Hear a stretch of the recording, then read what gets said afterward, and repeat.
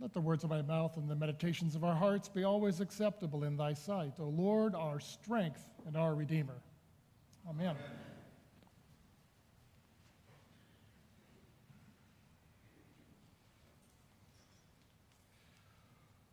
Good morning.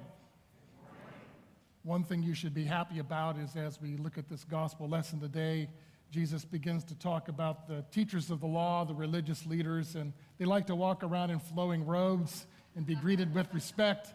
In marketplaces, you'll be glad to know I don't wear this to Target or Nordstrom or wherever I happen to go. We're a little more discreet than that. But Jesus was making some pretty important points today about, let's just call it church, the gathering of believers, how they come around and how they're led into the kingdom. And today I want to talk to you about attitudes of gratitude. Attitudes of gratitude. We're going to look at this widow today. You know, giving sermons on giving is not always easy to do. A lot of clergy avoid it. You'll find, especially on this Sunday, they always talk about Ruth or they talk about Hebrews or anything else they can try to get at because they find it uncomfortable. I don't find it that uncomfortable to talk about it, so I'm going to go ahead and talk about it. But a preacher was once delivering a sermon like we so often see, and it just seemed to go on and on and on. Have you ever felt that way before? Some people are saying no, they actually enjoy the sermons. But anyway, this particular preacher kept circling the main point, and he never seemed to quite get there. And a little boy was in the service that day, and he was getting more and more restless with each passing word. Finally, in a whisper loud enough for others to hear, he said, "Mommy, if we give him the money now, will he let us go?" You know, everyone's a critic. Everyone's a critic. Everybody, even kids, like to put their 2 cents worth in. And this morning we discover the origins of that phrase, actually, putting your 2 cents worth in. It comes from Mark's own words today. Jesus sat down opposite the place where the offerings were put and watched the crowd putting their money into the temple treasury.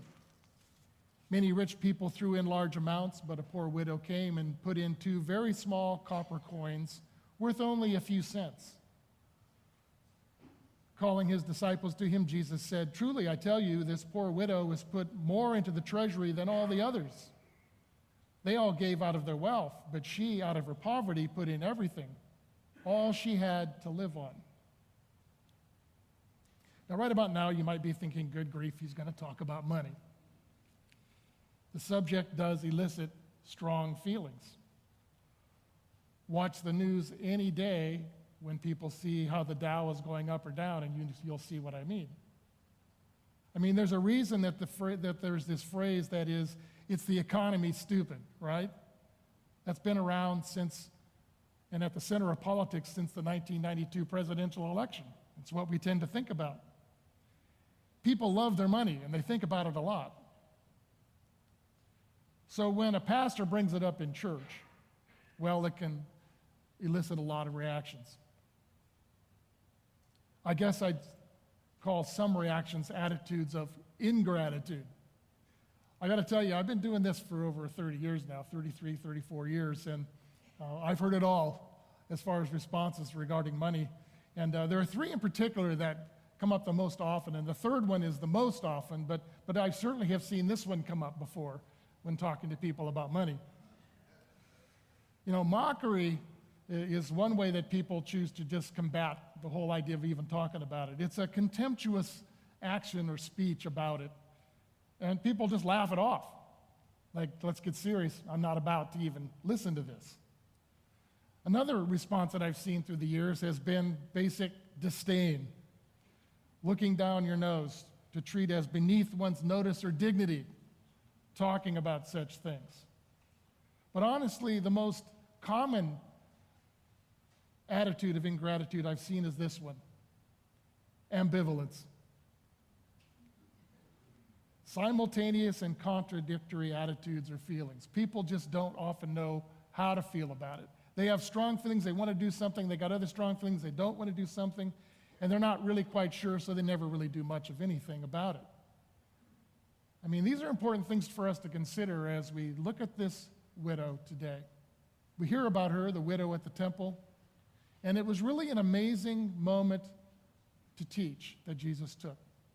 It happened in an area known as the women's court, where along the walls were 13 large metal trumpet-shaped receptacles to receive offerings for various purposes. And it was across from this area where Jesus sat to teach. Now you have to remember that the atmosphere of the temple at the time was dominated by loud, busy, hustling and bustling crowds, a sort of outdoor marketplace. This is a mock-up of what the temple looked like, but just imagine it filled with people and all kinds of things going on. Lots of movement, sound, and activity all the time. And into this noise and chaotic excitement, people would come to make their offerings. Some of the richest people put in large sums, and some did so with great fanfare. Now, because the receptacles were in plain view, and the clinking and the clanking of offerings advertised the size of the supposed generosity of those making the contributions. The loudest of noises would cause people to turn and look, which was what some of the givers were after. This was called sounding the trumpet to those who frequented the temple. That's actually what they called it, sounding the trumpet. Sometimes these rich people would go from one metal receptacle to another, loudly proclaiming just how generous they really were. Not with words, but with the clinking and clanking of their coins going into the trumpet-like receptacles. You know, in Matthew, earlier in his gospel, in chapter 6, verses 1 through 2, Jesus said that such donors have already received their reward. He said, "Be careful not to practice your righteousness in front of others to be seen by them. If you do, you will have no reward from your Father in heaven." So, when you give to the needy, do not announce it with trumpets, as the hypocrites do in the synagogues and on the streets, to be honored by others. Truly, I tell you, they have received their reward in full. Now, as Jesus sat and taught amidst the noise and the hustle and bustle of the temple, he saw this widow quietly place her 2 small coins in the offering receptacle. So he pointed out her generosity. Why would he do that? I mean, her gift was such a small thing. 2 little coins, truly insignificant in the monetary scheme of things. It was hardly worth noticing, really. But Jesus noticed, and he was moved to comment on her generosity, which she displayed for no one else to see but God. The widow's attitudes of gratitude have become a model, actually, for all Christian giving down through the centuries. So let's take a look at how she gave of herself. The first thing to note about the widow is that she gave reverently. In Psalm 19:9, we hear this: "Reverence for the Lord is pure, lasting forever." Did you get that? Reverence for the Lord lasts forever, for eternity. It's not that he just likes it in the moment. It actually is making a deposit in God's kingdom. So you're making an eternal deposit in God's kingdom when you revere him. You know, that word revere, as defined in the dictionary, means this: to show devoted, deferential honor to someone, to regard as worthy of great honor. This is what the widow did before God. She was reverent to God and to his temple. She gave to God reverently. Can we do the same?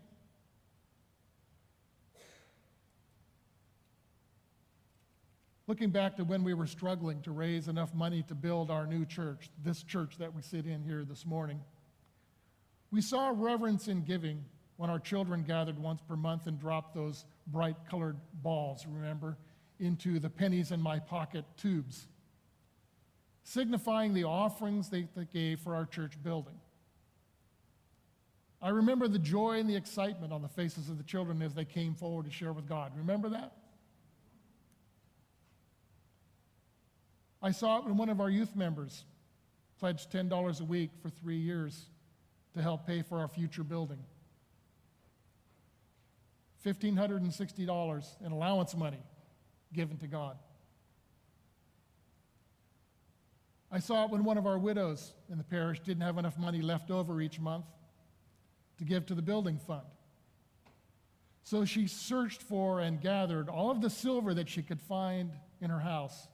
She sold it, and she gave $1,425 to God's glory.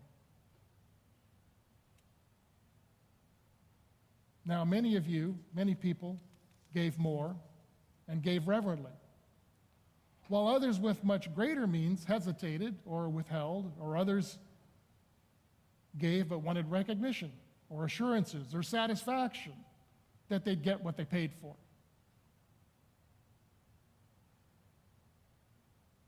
Who was being reverent to God?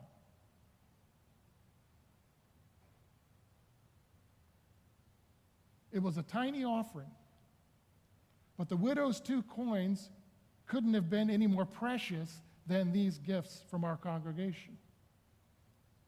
All the angels in heaven must have been singing praises to God for these simple acts of love and faith and unselfish giving, because they were given with reverence. Now, the next attitude of gratitude that we see in this widow is this: she gave rejoicingly. Proverbs 8:30 says this: I was constantly at the Lord's side. I was filled with delight day after day, rejoicing always in his presence. You know, when we're in God's presence, we rejoice. We can't help it when that happens.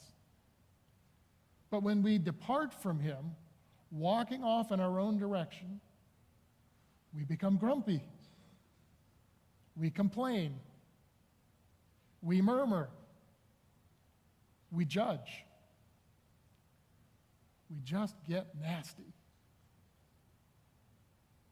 Ever feel that way? We see it all the time in our culture today. It's everywhere. But the widow gave rejoicingly. A missionary from India once told about an army officer who stopped to have his boots shined by a poor Indian boy on the street. There were many such boys. And this particular boy launched into his task with such enthusiasm that the man was stunned and amazed. Instead of an ordinary slipshod performance with an all too eager outstretched hand for a tip afterwards, the boy worked diligently until the leather absolutely sparkled with a beautiful shine. And the officer asked, "Why are you taking so much time to polish my boots?" And this is what the young boy told the officer. "Well, sir," he said, "last week, Jesus came into my heart, and now I belong to him. Since then, every time I shine somebody's shoes, I keep thinking they are shoes that belong to Jesus. So I do the very best I can. I want Jesus to be pleased." Wow. Isn't that amazing? The officer remembered it to his dying day. It was just a little thing, doing a great job instead of merely an adequate job, but it made all the difference. The boy felt the joy of Jesus in his heart, and like the widow, lived a life of rejoicing. We are called to do the same, and to give with a rejoicing heart. Now, the final attitude of gratitude of the widow was this: she gave recklessly. I know for a fact that when some people give, that's how they feel. They feel like, oh my gosh, what am I doing? This is going to come back to bite me by doing this. 2 Corinthians 9, verse 8 through 9, I love it in the Message, the translation of the Message. It says this: God can pour on the blessings in astonishing ways so that you are ready for anything and everything, more than just ready to do what needs to be done. And I love this version of verse 9. As one psalmist puts it, he throws caution to the winds, giving to the needy in reckless abandon. His right living, right giving ways never run out, never wear out. The widow gave without any thought to her own needs. She gave all that she had out of love for God, knowing that even though she was a poor widow, God would take care of her. When we give, do we think that way? That God will take care of us? That He's already blessed us? That He'll continue to bless us if we show thankfulness? Years ago, a missionary had just returned from Tanganyika, it's now called Tanzania, and he shared that he had worshiped in a small church where no one would attend without bringing an offering. If they didn't have money, they brought what they had. They'd bring produce, handmade items, livestock, foodstuffs, whatever. Everyone brought an offering of some sort, and all the offerings were brought to the front of the church and placed around the altar and dedicated to God and His work through the church. And after the worship service was over, the items were then auctioned off to pay for ministry. And the missionary noted that one woman brought a single egg as her offering. It was just a little thing. But like the widow in today's scripture, she didn't have much. And yet she gave all that she had. She gave recklessly. But in acting and giving recklessly, she provided an example of a depth of faith that few of us possess. In giving recklessly, she trusted God completely to provide for her ongoing everyday needs. Now, what would the church be like if we all trusted God recklessly? Not many have experience with being reckless with their money for the sake of the gospel. But what if we tried? What if you tried it? Even taking a single step to try. You know, the truth is, the more money you have, the less reckless you are, generally speaking. That's why you have so much. We have so much in this nation compared to every other place on this planet. Thinking back to children giving pennies, youth members giving $10 a pop, and widows selling their silver to honor God, what are you doing with your resources? What would the church be like if we followed the widow's example and theirs? What if instead of trying to meet a budget or questioning the motives of the clergy or rationalizing that you'll wait until you're satisfied that everything is as you think it should be in the church, you just gave reverently, rejoicingly, and recklessly to God's work? Now, I know how this goes. Once the issue of money, even 2 little coins, gets mentioned, all kinds of emotions come up to the surface. You know, when I was in seminary and doing my clinical pastoral education, I can still remember that. It was a long time ago, but it's been a while. I was doing my CPE course one summer. I served on a lockdown adolescent psychiatric unit near Chicago, where we learned some basic skills in therapy. Sorting out emotions can get complicated, as I'm sure you know. But it can also begin at a very, very basic level. And the first thing we came to grips with feelings, both our own and others, was to understand that there are 4 fundamental emotions that we can usually hone our feelings down to. All other emotions seem to stem from these four. How does it make you feel when Jesus brings up money? Just understand, I'm not bringing it up. It's God's word today. How does it make you feel when the Lord brings up money, which he does so often in the scriptures? You know, as he once said, for where your treasure is, there your heart will be also. In other words, your heart follows what you treasure. You don't treasure what your heart thinks is important. Your heart will follow what you treasure. And when you treasure money more than God, that's where your heart will be every time. Not with God, but with your money.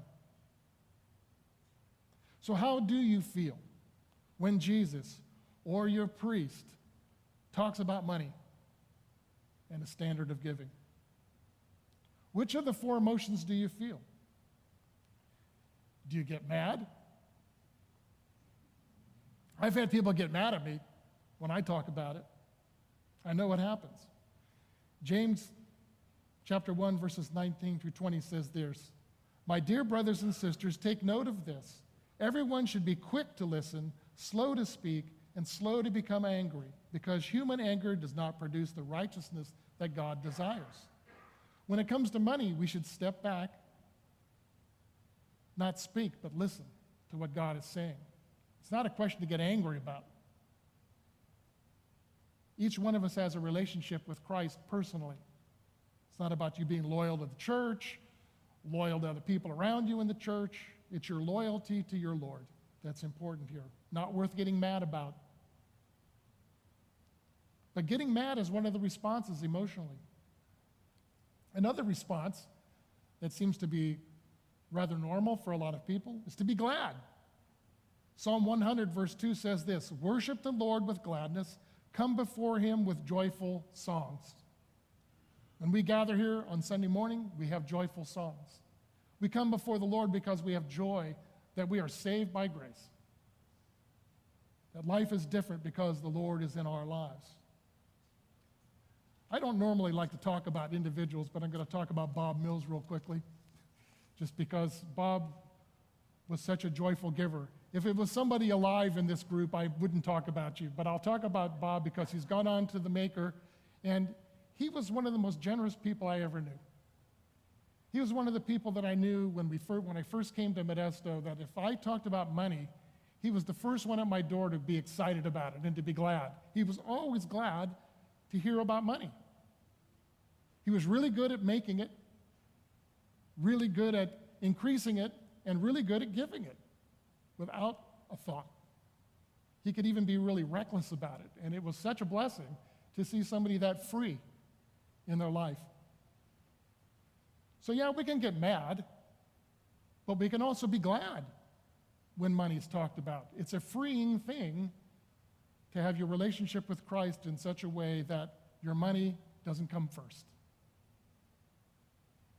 Now there's another response emotionally, and that can be to be sad. This guy looks pretty sad right there. In Mark chapter 10, verse 22, it says, At this the man's face fell. He went away sad because he had great wealth. I just preached about that not long ago, about the rich young man who had done so many things right. He was a good, moral, decent, upstanding person. He'd followed all the rules, all the commandments. He loved God. He worshiped. But Jesus recognized there was one thing in his life, and it was the love of money above all others, and he needed to let it go. And he was sad. Sometimes you can be sad. You can be mad. You can be glad. You can be sad as well. But, you know, you can also be afraid. Fear is a big deal.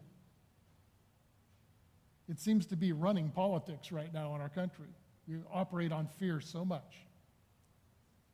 Psalm 56:11 tells us, In God I trust and am not afraid. What can man do to me? That's true faithfulness, to overcome fear. So we can be mad, we can be glad, we can be sad, we can be afraid, but But in the end, God is God. He has to come first.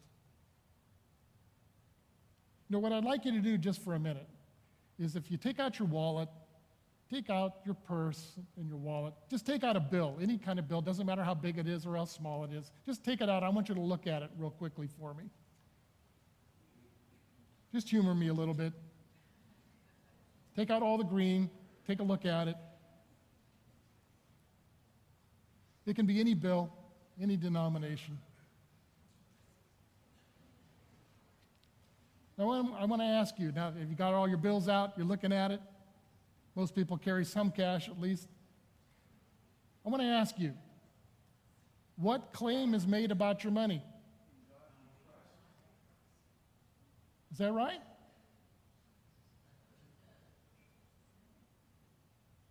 In God we trust. We live in a nation where a lot of people don't even believe in God and don't like God, but we still haven't taken it off of our money, which can be the biggest idol around us. But in the end, with all that said, in God we trust. Do you trust God really? Well, if you trust God, let's get the plates. We'll collect all those bills right now and get it all in. That's not really what this is all about. It's about understanding our relationship to the money and the resources that we have in our life. It's all about, do you have an attitude of gratitude? Do you have reverence for God with your giving? The reverence or the irreverence that you show to God in your giving has eternal implications. It's about trusting God with your life and with your very soul. It's not about our church paying bills. It's about the sanctity of your soul, and it's about eternity in your heart of hearts. When we give with gratitude to God and His work, there's no telling what He will do through our ministry in this place if we give it that way. But we have to give with an attitude of gratitude to find out what God will do. Remember Psalm 19, verse 9. Reverence for the Lord is pure, lasting forever. So, how shall you give?